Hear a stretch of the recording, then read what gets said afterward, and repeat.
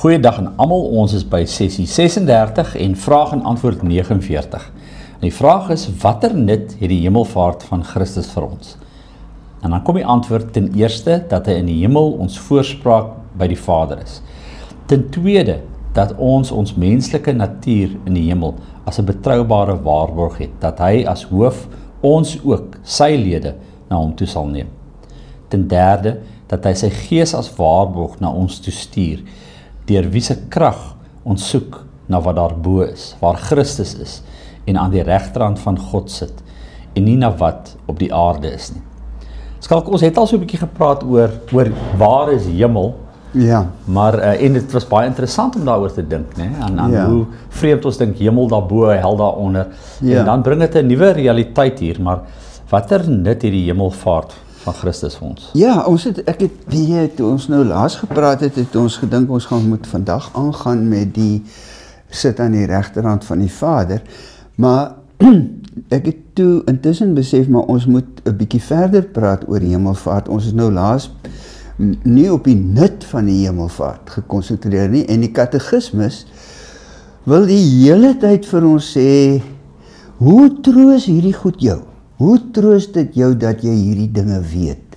En daarom moet ons bietjie vra, hoe troos dit ons dat ons weet dat Christus opgevaar het na die hemel, of as ons dit dan in begrippe wat ons nou vandag beter sou verstaan, sê dat hy oorgegaan het in hierdie ander dimensie wat nie daar ver is nie, maar wat hier by ons is en hier so naby ons is. Nou, en dis die probleem.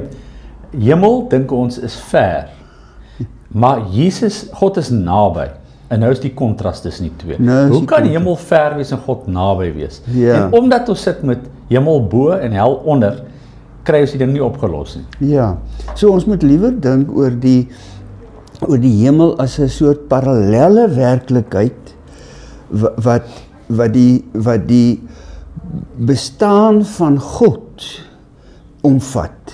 En dit is hier om my, in my, by my. Jesus se hemelvaart beteken dat hy hier by ons is. En ek dink ons het laas 'n bietjie daaroor gesels, dat dit beteken, onder andere, sy hemelvaart beteken dat hy naby aan ons is. Maar daar is iets anders wat ons daarby moet sê. Daar is nou iemand van vlees en bloed in daardie werklikheid. Dit was 'n werklikheid wat voorheen nie vlees en bloed ingesluit het nie. Maar nou is daar reeds iemand van vlees en bloed daar. Onthou, Christus sal van nou af en tot in ewigheid, sal hy God en mens wees.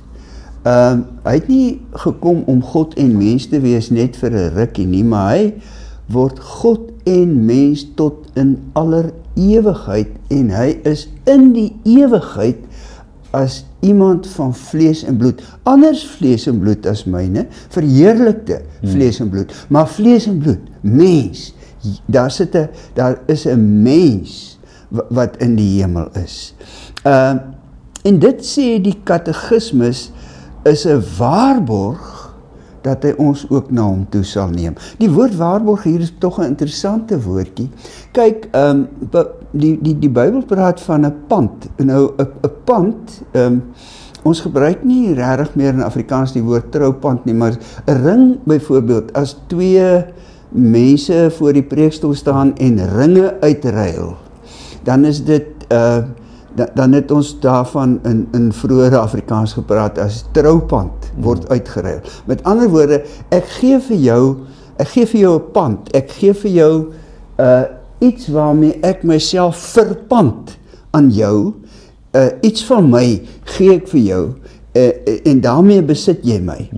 Maar en die twee gee vir mekaar pande voor die preekstoel, om te sê, ons besit mekaar. Jy besit my, ek besit jou.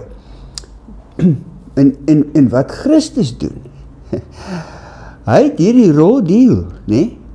Hy vat ons lyf, 'n menslike lyf, hemel toe, en hy gee God se gees vir ons. Ja. Dis hierdie ongelooflike ruiling. Die Heilige Gees is die pand wat hy vir ons gee. Dis die waarborg, dis die, kyk, in daardie tyd was dit so, dat as jy iets gekoop het, dan was jou deposito nie iets wat jy maar kan verbeur nie. As jy jou deposito betaal, en jy kan nie nou dadelik betaal nie, is dit 'n wetlike ooreenkoms wat jy gaan, dat jy die res sal gee. Daar is nie 'n kwessie van, kyk, jy kan nou maar deesdae jou deposito betaal, en as jy dan opsloop, dan as jy jou deposito kwyt, of jy kry hom terug, of iets van die aard. Maar daai was, in daardie tyd was dit wet. Jou deposito is die waarborg dat jy die res sal betaal. Punt. Daar is nie eers 'n kwessie oor. En die deposito, die pand wat God vir ons gee, is die Heilige Gees.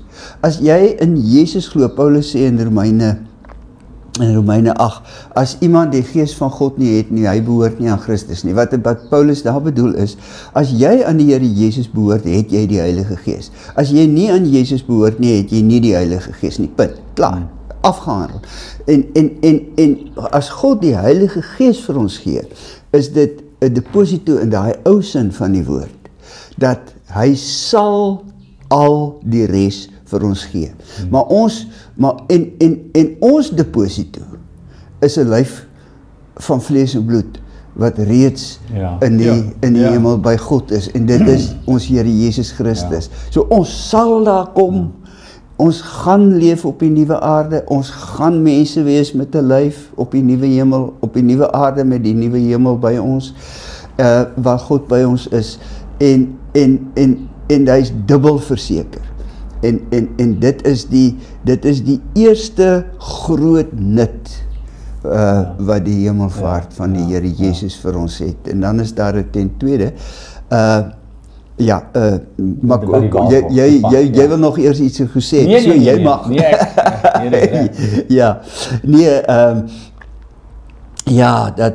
Dat hy ons na hom toe sal neem. Dit sê die implikasie daarvan vir ons wat weer, ek weet nie wanneer ons daarby gaan kom nie, maar wegraping of wederkoms, en eintlik nie wegraping nie, maar wederkoms, hy kom weer terug. Skalk, gaan ons later daaroor praat, of kan ons nou daaroor praat 'n bietjie? Nee, ons gaan later, want onthou nou, ons is besig nou, die katekismes behandel hier die 12 artikels, nie? Die 12 artikels, die volgende eens wat opgevaar het na die hemel, dis nou hierdie ene, en sit aan die regterhand van God die Vader, die Almagtige, en dan van waar hy sal kom om te oordeel. Gaan ons daaroor om praat.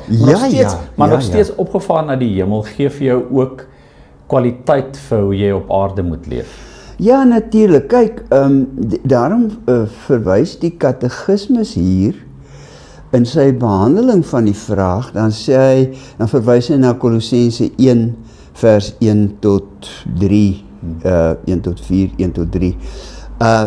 En daar in daardie teks sê Paulus, bedink dan die dinge wat daarbo is, ja, waar Christus is. Nou wat sou hy daarmee bedoel? Toe ek nou jonger was, het ek nou, veral toe ek nou 'n tiener was daar goed wat ek bedink het, wat ek besef het ek liever nie moet bedink nie.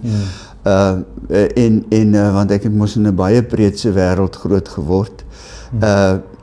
In daai ou tyd was, dan kom ons los maar daai ou tyd. maar ek het gedink, ek moet die hele tyd net aan vroom dinge dink. En dit is nie wat Paulus bedoel nie. Wat Paulus bedoel is, kyk, Jesus het opgevaar na die hemel en sit aan die regterhand van God. Die nuwe skepping wat Jesus kom bring het, is voltooi in hierdie werklikheid hier om ons. En die werklikheid hier om ons, hierdie werklikheid wat ons nie kan sien nie. Onthou weer, Elisa wat gesê het, die wat by ons is meer, Here, maak sy oë oop, en dan gaan die knegt se oë oop, en hy sien, my aarde, hier is strydwaans, en en Jakob wat gesê het, die Here is op hierdie plek en ek het dit nie geweet nie. So, as hierdie werklikheid om ons, daar is die nuwe skepping reeds teenwoordig en hy is verseker deur die waarborg wat ons kry en die waarborg wat vir ons soontoe geneem is, die 2 pande wat uitgeruil is. En wat die katekismus vir ons hier wil sê, wat Paulus in daai teks vir ons wil sê is, as jy hier op die aarde lewe, onthou dat Jesus genadig is. As jy hier op die aarde lewe, onthou dat God liefde is. As jy hier op die aarde lewe, onthou dat hy barmhartig is. En daarom, om die dinge daarbo te bedink, beteken nie, jy moet die hele tyd dink aan die hemel, en dan hier oor jou voete val, omdat dit gee jou perspektief op die aarde. Hoe ek altyd daaraan dink, is amper in die opsig van 'n openbaring, wat vir ons verskillik moeilik is, maar dat opvaar na die hemel, gee vir jou 'n perspektief oor die geheel. Dit gee vir jou eintlik 'n hemelse perspektief is 'n aardse perspektief. God kyk nie in die hemel weg van die aarde af, hy kyk na die aarde. Ja. En so ek het verstaan, opgevaar beteken dat ons die groter prentjie in konteks en perspektief sien. Wat jou troos, want dis wat Openbaring eintlik moes gedoen het, en sê, eers kyk hoe woes en rof is die aarde, en hoe sleg is ons, en dan skielik maar, okay, hier is iets groter. Wat eintlik beteken, ons kan hier 'n hemelse perspektief kry, wat eintlik beteken, jy kry 'n nuwe perspektief eintlik op die aarde. Dis mooi, dankie Marius, ja, jy is heeltemal reg so, want dit beteken, ek leer nou om met Jesus se oë na die wêreld om my te kyk, om met God se oë na die wêreld om my te kyk, want anderster, jong, dan lees ek hierdie koerant vanmôre, en dan voel dit vir my, alles gaan te gronde. Nou met ons volgende sessie gaan ons bietjie praat oor sit aan die regterhand van die Vader. Maar en dan word dit vir ons helderder. Maar wat ek wel moet doen is, ek moet na hierdie goed kyk met die hele tyd in my gedagte.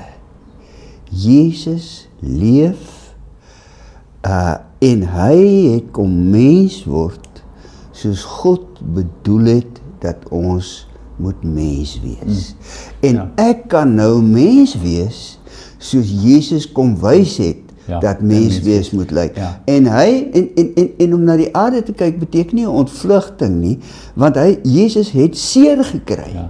En in sy seer kry het hy op 'n sekere manier gelewe. Jesus het dors geword en in sy dors word het hy op 'n sekere manier gelewe. So hierdie lewe wat rof raak, maar ek kan, want Jesus het so dit is 'n interessante ding, want dit is die 2 onderskeidende goed van, ons lewens is gerig om hier weg te kom.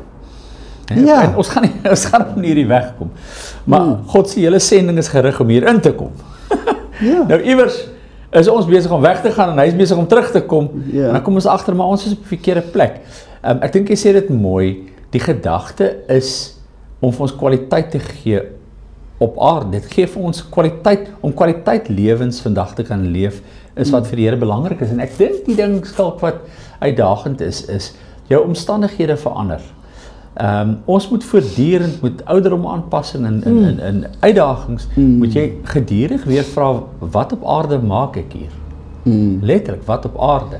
En dan, hoe ek het verstaan is terwyl ons weet ons gaan nie lank meer wees nie, gee daai tog vir ons 'n perspektief op wat op aarde. Net gou 14:36, want net gou die man skryf nou weer in paaiamente vanoggend. Net die skryf. Jy moet nou net onthou, jy moet nou net aangaan van daar af. Ja, ons is actually op ons einde. Ja, ons kan nou net vat by die wat op aarde aanvat. Okay.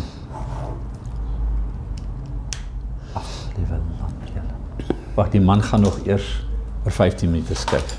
Okay. Wil jy nog iets gesê daar? Kyk, ek hardloop gister en gifding byt my in die langgras. Ek weet nie wat dit was nie, maar dit was die seerste wat ek in 'n lang tyd gehad het. Weet jy, en skielik tref het my en ek sê vir die Here, dankie. Dankie dat ek pyn kan voel. Hoe sou ek van pyn geweet het as ek nie mens was en ek kon nie pyn voel en ek kon nie hierdie goed belewe nie. En jy weet, en toe mediteer ek 'n bietjie verder terwyl ek hardloop daaroor. Dat hoe sal ons die vreugde van die voltooiing ooit na waarde kan skat as ons nie die onvreugde van die pad soontoe beleef het nie. Maar ons ek kyk na my enkel wat swel van die gifding wat my gebyt het. Ek weet nou nog nie wat dit was nie, maar ek beloof jou, dit was nie lekker nie. Ek kyk na daai enkel en ek kyk en ek sien daarin iets wat die Here ook vir my gee om my voor te berei op die vreugde, sodat die vreugde groter is op die ou einde as wat dit nou is. Ja. So kom ons besprekingsvraag, as jy vandag iemand teekom wat moedeloos of swak is, eensaam of verlate voel, troos hom of haar deur te vertel dat Jesus wat vir ons gesterf het en wat uit die dood opgewek is, gedurig met die Hemelse Vader oor ons praat.